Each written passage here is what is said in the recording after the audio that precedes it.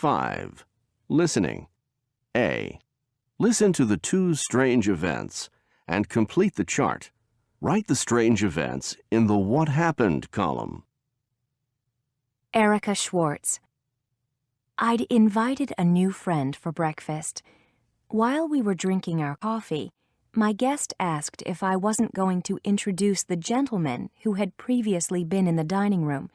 I said it must have been my husband, Joe, and I went to look for him. But the person had disappeared. My friend assured me she had seen a man who was wearing dark pants, a white shirt, and a black tie.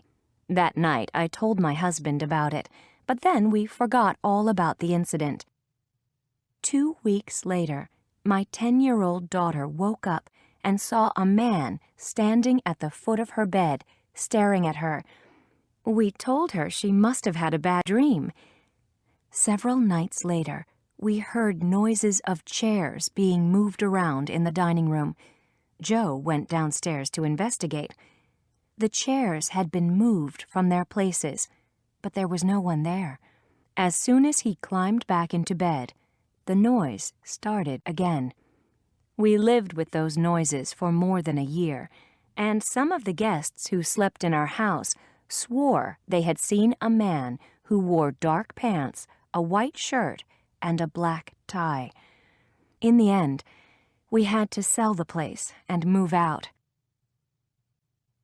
Fred and Mildred McCann. Fred and Mildred McCann had finished rounding up the cattle and were heading home after a long and extremely hot day. It was already dark by the time they got to the edge of the woods that surrounded their property. Suddenly, they noticed a strange glow coming from the bushes about 100 yards away. Could it be sparks from a fire? A fire at this time of the year would be catastrophic. Mildred and Fred got on their horses and rode to the spot. As they approached a clearing in the middle of the trees, they saw hundreds of tiny lights flickering in the bushes. They looked like miniature stars.